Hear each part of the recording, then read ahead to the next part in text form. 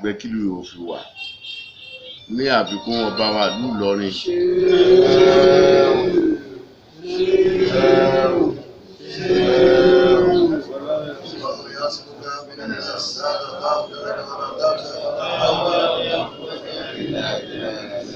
Wọ́n jẹ́ pé àwọn náà lè ṣe wàhálì ní torí wọ́n ti wàhálà fún ẹ̀sìn Islam, wọ́n ti wàhálà fún mi.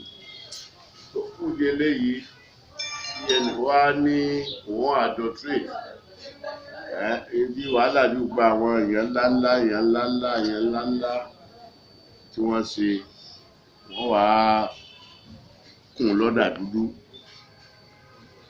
Ara tó já jòkó nínú abẹ́bẹ̀ lọ́hùn, Ọlọ́run má fún wọn lágbára. Ọlọ́run má fún wọn lágbára rárá.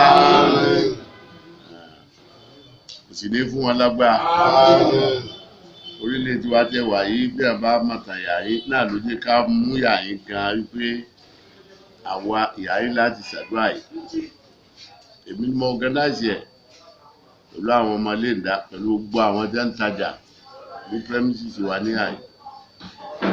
Ẹnìkan ọ̀ràn wa, àwa lọ́la wa. Èyí jẹ́ kí èyí tí bẹ́ẹ̀ nìkan ọ̀ràn òun kó tó ṣe ń tọ́ dáa. Tí pé wọ́n ọ̀ràn mi pé ní ṣàdúrà láti sí lọ ẹ dákun gbogbo àwọn mọ́gàjí, àwọn olóyè, àwọn baálé káàkó lọ organize irú àdúrà báyìí lé rẹ̀.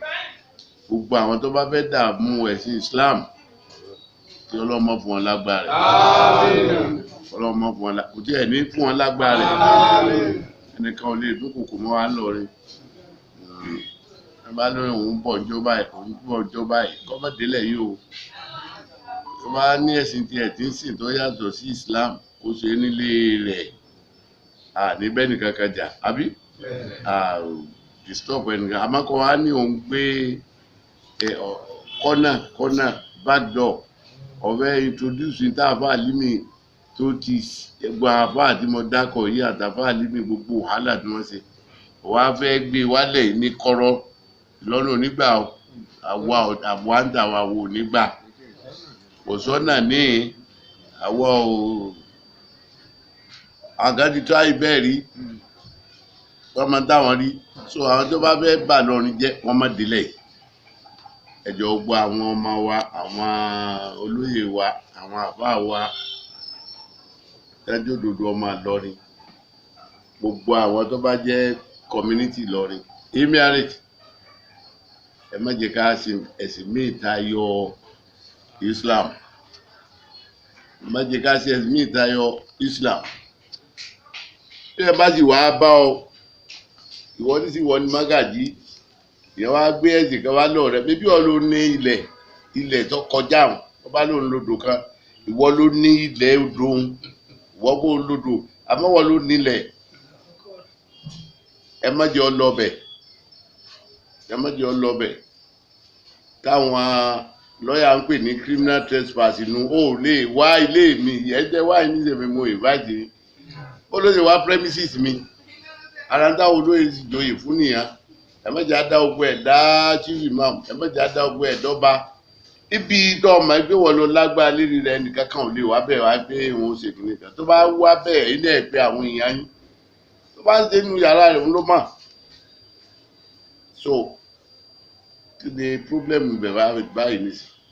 So àwa wá rí i pé mẹ́ta ti ń wí ní online yìí, èdèkéde tí wọ́n pè nípa àwọn ọ̀sà wáyé, àwọn wáyé, wẹ́ẹ̀dà ó níjà. Àmọ́ lọ́rin ọ̀gọ́. So bọ́ bá ti wá wàhálà fúnra rẹ̀ nípa ọ̀rọ̀ ẹ̀sìn tí wá, a sì ní adulterate ẹ̀, kò sí bá ṣe adulterate ẹ̀.